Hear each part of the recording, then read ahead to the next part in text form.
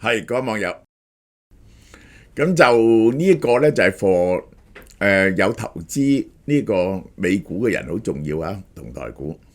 但其他人咧未必覺得咁重要，但我會講嘅呢個就係關於台積電呢次嘅劇跌，同埋對台積電關稅對台積電嘅影響。咁咧就係我跟住落嚟咧，就喺 Patreon 嗰度咧就會做一個台積電嘅詳細研究，就睇下認為預總諗定台積電喺乜嘢價錢入邊係值得買嘅，其實就係咁。因為大家知道呢個台積電喺過去5年係我主力買嘅股票，咁喺呢度咧我會解釋俾大家聽，我買台積電嘅過程。其實我喺買台積電嘅過程咧，就先係深入了解咗我呢種投資方法，獨特嘅投資方法，唔係獨特嘅，係由呢個 Warren Buffett 嗰度變出嚟，但係我係改咗啲嘢。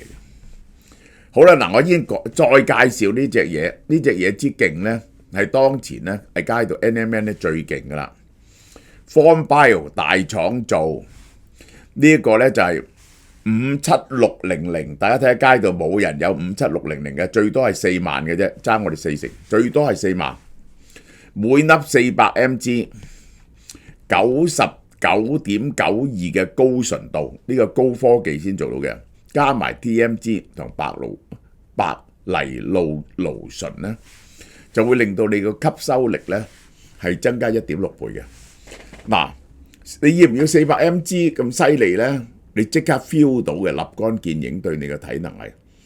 咁咧就係嗰個 Sinclair 嗰個發明呢個 NMN NAD+ 呢樣嘢嗰個人咧，佢每日食1000嘅 mg 㗎嚇，你係可以試下啊，食400mg 嘅反應點先。但 anyway 咧，呢個喺街度咧係贏晒嘅呢隻嘢。台積電 ADR 喺清明節年假之後，首先跌11%。4月7號開盤跳停去848蚊台幣嚇，單日跌94蚊，一跌停板，要聽日先至開翻嘅，咁就跌停咗板啦。呢個就係台灣股市都跌停咗板。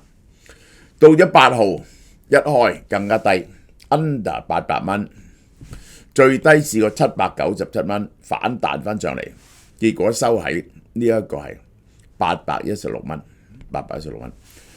啊！呢一個係早一日嘅收市喺呢條線嗰度，佢收816蚊。台積電嘅崩跌，使到佢嘅市值跌穿咗21萬億台幣。21萬億台幣5000幾億港紙啦，呢個就係5000幾億，唔係21萬億台幣就係5萬億港紙度啦嚇，5萬億港紙就係6000幾億美金。嗱，大家睇下佢52周新高啊，52周嘅最高位11600嚇，52周最低位740。我解釋我上次買嘅經過俾大家聽，呢隻係令我賺得最多錢嘅股票，呢個係嚇。即係如果唔計以前做莊嗰啲，呢隻係我買得賺錢賺得最多嘅股票。好啦，佢跌咧就對大市，淨係佢一隻拖低大市686點，佢佔咗呢個台灣指數咧差唔多40%。台股喺權值股台積電帶動之下，4月7號跌2065點9.7%。收喺19232，跌破2萬點。然後嗱，呢個19232，第二日再跌772點，今日再跌，係第8收盤跌點，跌幅4%，跌息4%。而家18492，嗰陣時台灣股票超越咗恒生指數，我哋都好驚訝嘅。咁後來高好多，咁結果恒生指數爬翻上嚟，咁而家咧。就係呢個台灣指數咧，又 under 呢個恒生指數咯，恒生指數冇跌得咁細，今日唔跌喎，大陸頂住咗咯，喺2萬點度係。台積電嘅 ADR 表現唔好，一個禮拜跌咗12.15%，一個月跌咗17.46%，今年跌咗27點幾個 percent。嗱，我哋睇睇，我解釋俾大家聽。我幾時開始買台積電呢？我一嚟台灣喺呢度開始買台積電，我不停平均地買台積電，但係呢，去到有段時期呢，蝕本喎台積電，咁點呢？我繼續買落嚟，買翻上去，買到呢度停手。個建倉過程啊係非常悠長，所以咧呢個倉咧係非常大，係我最大嘅一個倉就台積電。去到呢度咧，我發現台積電嘅股價升唔到啊！今年我就逼住我老婆去買啊！呢個真係我賣得最高價㗎，1160、1170咁上下賣，呢個係1160、1170，而家816。呢個時候跌，你首先要明白佢呢個時間嘅下跌呢係點解呢？係對半導體嘅需求呢係實質下跌嘅，台積電嘅生意係跌咗嘅。去到呢度呢，台積電嘅生意呢就上翻去。去到呢度呢，台積電今年呢嗰個業績不停增長成40%，但係佢起唔到。咁呢個令我非常之驚訝嘅。我哋睇下台積電係幾抵嚇，816蚊一股。佢呢度咧就話 P/E 咧係用過去嚟睇咧係18%，18%。我哋睇下第四季，台積電做幾多生意啊？268億美金，轉成台幣8000幾億，毛利率59%，好唔好賺啊？呢個係結果咧。佢嗰個淨盈利咧3700幾億，大致上咧就每季啊台積電咧都係賺1000億港紙到，咁就一年啊4000億咧就係500億美金到啦。佢嘅純利率咧係43% 嚟嘅，呢個係43%，做10蚊生意賺4個3，每股幾錢啊？14個4毫半。14個4毫半，舊年第四季，咁呢個第四季咧就高少少嘅，平均佢平均高啲嘅。譬如話第三季咧，仲係12個幾咁樣，第四季咧，但係佢比舊年第四季咧起咗50%咁滯。Anyway， 台積電嘅 projection 係我好可靠嘅，除咗今次因為關稅嘅問題影響咗，佢估計增加25%。咁即係點呢？即係咧今年咧，你估計佢如果增加25%咧，係咪70蚊一股到啊？70蚊一股，而家817蚊，係11% P/E 啫，11% P/E。但係如果受關稅打擊，佢會跌幾多咧？咁我諗會跌10% 度咯，跌10% 度咯。即係佢會翻去12倍 P/E， 喺810幾蚊。如果到700蚊咧，10倍 P/E 至11倍 P/E， 未曾見過一隻咁好嘅股票係咁低嘅，呢個係咁低嘅個價錢係。唔買呢隻同 NVIDIA 咧，我係忍到咬到手指出血嘅。你1160蚊、1170蚊買咗。800蚊買翻嚟驚唔驚啊？我仲係唔買住，好啦，美國商業部長盧特尼克4月5號話，政府下一步嘅策略呢係提升國內製造能力。佢係講到要將半導體完全由台灣搬翻去美國。將台積電連根拔起喎，咁呢個係好大嘅隱憂。雖然半導體冇納入嗰個基準關稅入邊，將來會收稅。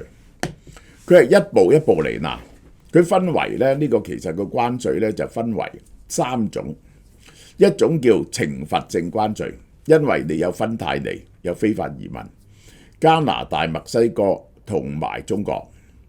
第二種咧就係對等關稅，咁咧呢個台灣咧就捱咗32%啦，中國咧就一陣我先計，嚇死你嘅，中國係。咁好啦，第三種咧就對 specific 行業嘅關稅，因為佢好想呢啲行業咧就搬翻美國。第一就係鋼鋁啦，第二就係呢一個汽車啦，全世界25%。第三，本來 Donald Trump 咧就應該幾日後宣布半導體，但係而家嗰個對等關稅咁大麻煩咧，可能褪遲嘅。半導體一定有關稅，藥物木材呢啲咧都係有全面關稅嘅，呢個係。好啦，強調國家安全，批評過去政策導致台灣攞走晒半導體製造業，美國要賴9000英里外嘅地區生產關鍵嘅嘢。喂，你有啲關鍵嘅嘢咧，始終喺人哋度生產喎，即係你冇辦法喎，呢個係你自己做唔晒喎，呢啲嘢係嚇。Donald Trump 早前聲稱台灣偷走咗美國嘅晶片業，對台灣嘅晶片要收100% 關稅，而家唔會啊，因為台積電話去佢嗰度開廠啊嘛。佢叫蘋果公司喺美國使用機械人技術生產 iPhone， 而唔喺台灣及中國製造。呢個問題呢，我一陣間會解答嘅。呢個係究竟去美國做嘅一點。雖然半導體暫時係關稅豁免，但係層層徵收關稅，美國徵收關稅就係嗰個台積電有定價能力，因為100% 佢做嘅啲嘢。但係如果啲嘢入美國收咗關稅，譬如話嗰啲 server 有一部分喺台灣做嘅，咁佢去到美國就要收32% 關稅，咁冇人可以同你競爭，要買嘅人呢都係會買嘅，但係會唔會有人買少咗呢？本來買1000台嗰個 server， 咁我變咗賣800呢，賣900呢，因為貴咗呢，梗係會有啦。根據經濟定律嚟講。同埋我本來要換新機嘅，我唔換得唔得呢？即係咁樣，所以個終端需求係會減少咗。台積電認為出年會增長20至25%，唔得啦。我覺得係增長10% 到啫，但係唔至於減少，唔至於減少。美國官員面臨半導體面臨25%純電半導體啊！落實咧就影響台積電喺美國出口。其實呢嗰個半導體關稅咧係如果係25% 咧就唔係好嚴重啊。台灣嘅關稅都32% 啦。咁你啲半導體喺海外裝咗機，咁呢一個係包括咗 MacBook 啊嗰啲都喺台灣做啊，啲 server 好多喺台灣做嘅啊，呢個係。咁咧去美國已經收32%。台積電因為潛在嘅關稅風險，針對 AI、GPU、CPU 先進製程客戶提高價格15%，即係佢係計咗條數啊！假如要有俾關稅嘅話 ，deliver 到你嗰度加幾多呢？大概加15%價到啦，貴15% 到啦。高關稅會增加設備進口，台積電另一個問題喺美國嗰650億美金要增加60億美金先至可以維持。點解呢？有啲設備呢係來自輔助性設備，來自台灣嘅，譬如無塵室啦。當然啦，呢個光刻機來自荷蘭啦，咁又要收20% 稅啦。呢個就係嚇。又有啲設備呢就來自日本嘅，呢啲都要抽關稅嘅。所以加10% 到個成本大約。台積電因為佢有絕對嘅護城河啊，所以你一係買你就一係唔買。但係關稅造成個價錢飆升啊，會令到消費降級，延長產品嘅汰換週期。有兩個 effect， 一個就因為貴咗，嗰啲人就買少咗，個budget唔夠。或者本來換新機，有啲唔換新機，呢個第一。第二，嗰個關稅導致呢一個美國個經濟增長放緩或者衰退，係咪會影響咗嗰啲公司買新嘢嘅能力呢？尤其是7大公司同埋4大呢一個元宇模型公司，會唔會因此因為個經濟放緩而減低咗買新晶片嘅能力呢？嗱，仲有好明顯嘅一個一定影響咗嘅，就係佢做嘅手機晶片。手機晶片呢，先進晶片呢，就係台積電有一大半啦，但係 iPhone 同埋 Samsung 啦，但係咧係有35% 咧去美國嘅。美國要加價，咁係咪啲人係咪可以暫時唔換個 iPhone 啊？呢個係可以暫時唔換喎，用耐啲喎。啊，咁咧就用少咗台積電嘅晶片啦。以稅率嚟計啊，美國對台灣收32% 關稅，點解台灣跌得咁犀利？台灣完全冇心理準備，尤其是台積電話咗去美國擴廠之後咧，美國梗係唔會加台灣關稅啦，點不知而加32%，比中國嘅34% 低2個百分點啫，好大壓力。台積電65% 客來自美國，但出口嘅晶片係中間產品，係經組裝再賣去美國嘅。直接影響有限，即係直接賣晶片去呢個美國嘅咧，得好少。咁就雖然嗰啲客咧60%係美國客，但係裝咗做 server、裝咗做 laptop、裝咗做呢啲嘢賣去美國，美國抽稅，美國抽稅咧，嗰啲人咧就買少咗，買少咗咧就買少咗台積電嘅晶片啦。嗱，大家睇下呢個美國佔咗絕大部分美國客，你知啦，呢個就係蘋果第1號客，第2號客 NVIDIA 啊，呢個就係蘋果佔咗20%，呢一個就係美國客，呢個就係中國客，唔係好多嘅啫，嘅全世界，而係呢一個先進晶片啊，冇得價錢冇得鬥嘅，七納米或以下嘅，去到70幾個%，台積電好犀利。睇住佢升上嚟，40、50、50幾、60，去到超過咗71%。2024年啊，台灣直接賣去美國嘅積路 IC 咧，只係得74億美金啫，佔台灣總出口嘅4.5%，賣去美國嘅好少嘅。但係美超微啊嗰啲係買啲晶片翻嚟喺美國組裝噶嘛。呢啲咧就受影響啦。3月3號，台積電宣布追加1000億美金，連同以前總共投資，以前 commit 咗650億美金。嗱，佢第2期晶片製造廠咧，就係嗰個晶片法案就應承咗津貼嘅。而家話咧 Donald Trump 想取消啊，起到一半，我唔知點啊，成為美國史上最大嘅單項外國直接投資。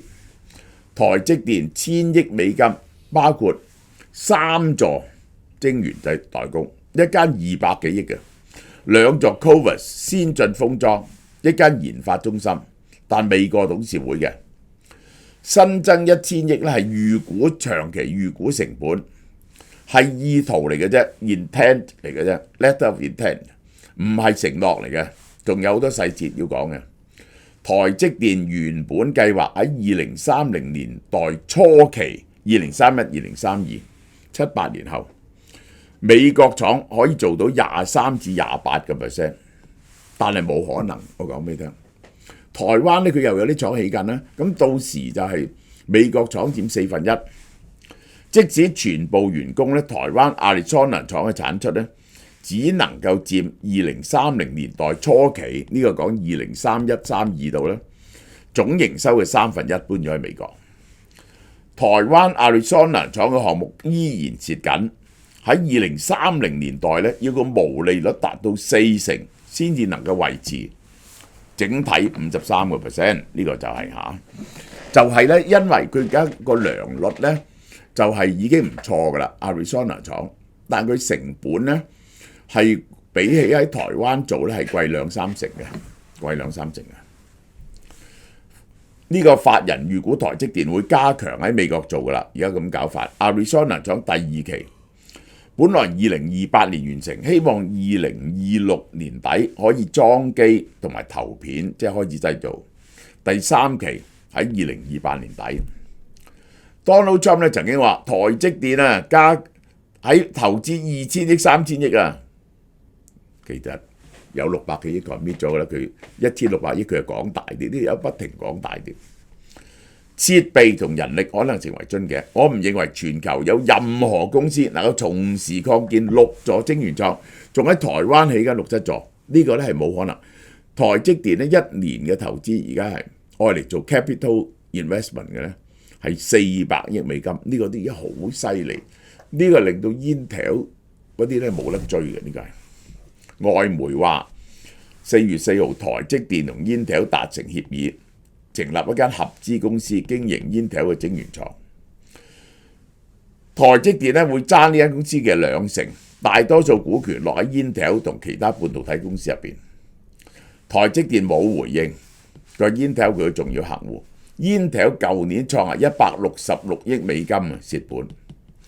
2024年188億。Intel 嘅晶圓代工服務只係收益44億啫，同時台積電嘅收益係235億，以晶圓代工嚟講係佢嘅5倍，5倍都唔止，因為其實咧 Intel 咧冇人幫襯佢嘅，淨係自己公司幫襯翻自己嘅啫。2021年呢個過往嗰個 CEO 成立晶圓代工服務事務群，想將 Intel Foundry 嘅分拆，好似格羅方德咁。根據 Bloomberg 模型估計，美國32% 對等關稅一收，美國台灣會對美國出口減少63%，GDP 跌3.8%，咁台灣就衰退啦。影響最犀利嘅電子資訊、鋼鐵、金屬、機械、汽車零件，邊有汽車買去啊？建材、家電呢啲咁嘅嘢。2024年台灣對美國出口呢1100幾億美金，係整體嘅23%，賣去美國嘅資訊產品同電子零組件佔咗2/3咁滯。嗱，台灣對美國咧長期有貿易逆差嘅，由 Donald Trump 第一任期嗰陣時100億美金咗一年，而家647億美金，呢個係好多嘅，好多嘅。嗱，我哋睇下嚇，呢個係蔡英文在位 ，Donald Trump 在位嗰陣時咧，對美國嘅出口咧368億，同美國入口280幾億，係個差別咧係84億嘅。呢屆開始63億，蔡英文接任，一路去到而家咧，呢幾年咧，我睇住呢個大幅度增加，1100幾億變咗600幾億美金嘅盈餘，呢個就係點解台灣要加32%關稅。賴清德已經宣布咗5大應對策略啊！第一，去談判改善，提出產業支援，點樣支援啲產業呢？點樣發展經濟呢？喺台灣外邊擺多一個製造點，開啟產業傾聽之旅，呢個就唔係應對策略，就聽產業講需要點。嗱，我覺得講得嚟咧就嘥氣，即係台灣咧一定咧要所有可以同美國買嘅嘢咧，就係都要同美國買，包括全部嘅石油同天然氣，呢個係第一點。第二點咧。而家咧，你發現咧，就係越南啊嗰啲地方咧，去咗咧係冇益嘅。咁所以咧，你減低嗰個對美國嘅貿易盈餘，有啲低端嘅嘢咧就要放棄咗佢。而政府咧要輔助嗰啲產業咧就升級咧用更多嘅 AI 將來過2年就用機械人啦，令到喺台灣嘅生產係更進一步。然後咧，你就要explore 多啲嘅產品，多元路線，將啲好低端嘅嘢咧，你必定要放棄嘅，其實係。然後全世界，尤其是菲律賓，吸納建擊呢個工作人員，呢個尤其是技師，嗰啲可以做得 technical 嘅嘢，加強呢個台灣嘅 AI 個產業升級，咁樣先可以過渡呢個危機嘅，好嘛？好，呢段講到呢度。超貓貓眨下眼1年，咁就係佢係4月11號開張嘅超貓貓咁今年呢，4月12號開張，舊年今年4月11號呢就1年啦。好多謝大家支持咧，真係衷心多謝。咁梗係要送啲禮俾大家啦。咁凡係咁點樣送呢？咁就睇你嘅消費額啦。凡係喺2024年4月12號開業到2025年4月11號期間，到門市或者網店消費每7000蚊嘅人，就送一本大起大落的皇帝，就係簽名本嚟嘅。呢個就係無條件嘅，係送俾你嘅。